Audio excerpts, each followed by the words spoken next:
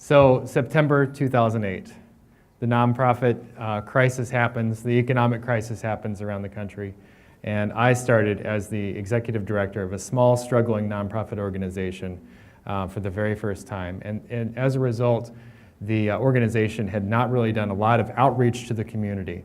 And the impact on nonprofits in general, and our organization in particular, was pretty significant.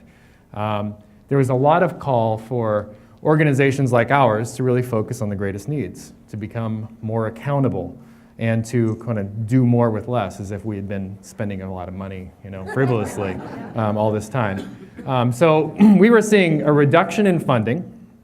We were also seeing a greatly increased demand society, in our society and in Madison in particular, and calls for very lean organizations from organizations, business leaders, and nonprofit leaders around us. Neil Heinen, in fact, from WIS TV and Madison Magazine said, nonprofit organizations have to respond by building capacity while keeping costs down, merge, collaborate, boost employee performance, manage administration costs, make smart use of volunteers, measures, and accountability. All are essential to survive. So we took this call, and we decided that we were going to look for more opportunities to collaborate much more deeply with hospitals, clinics, schools, community centers, libraries, and other organizations that were working with us. This is actually a photo from the Willie Street Co-op, where we've been working for quite some time in our English language program. And we also wanted to provide the greatest benefit possible to our learners. So we listened to them. We understood what programs they really needed in their life at that moment. And we decided to focus much more on our mission and the needs of our community. And several of our collaborators actually started to fund us eventually. So our English for Health program is nationally recognized now. We've gotten several awards, and it's a collaborative model where we are working with St. Mary's Hospital, GHC, UW Health, the UW Schools of Pharmacy and Medicine to really deliver a program that's very unique and innovative.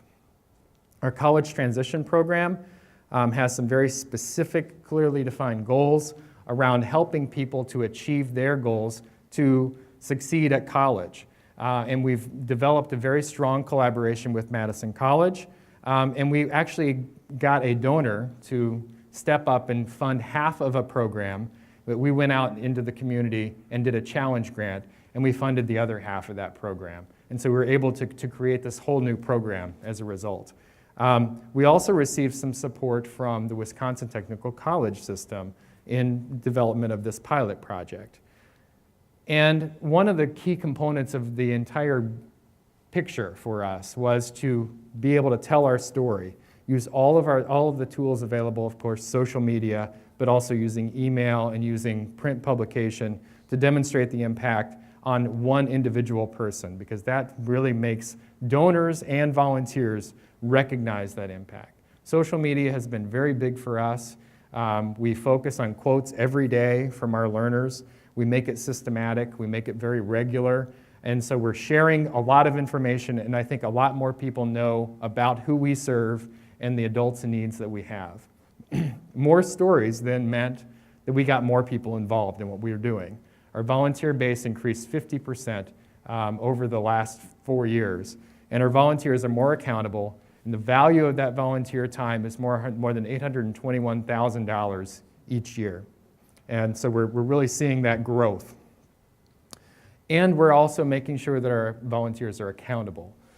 So we have a lot of measures that we've put in place to make sure that we're serving the needs, we're tracking hours. We've seen a 19% increase in just the last year in volunteer hours alone.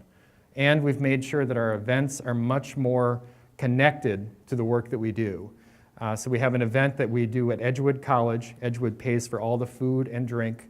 And we have our learners write, and then some of our learners actually will read. And that's helped our community to better connect to what we do.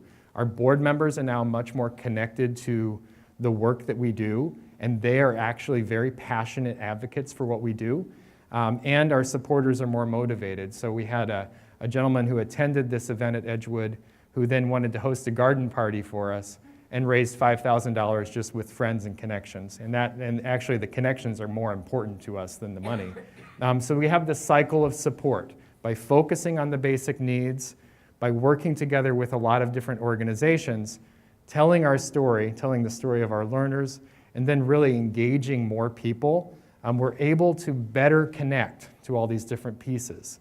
And we've been very entrepreneurial as well.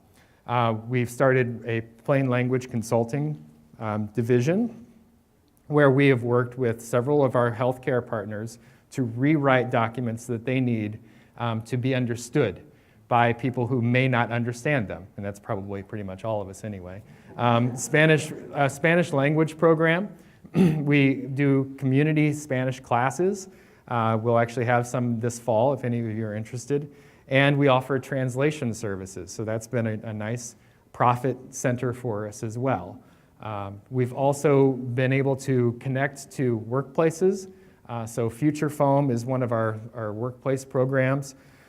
The employees are actually using their own workplace materials to learn English, and we're incorporating a lot of those tools, and we're incorporating the feedback that the supervisors are giving to us to make sure that our program is really efficient and meeting their needs.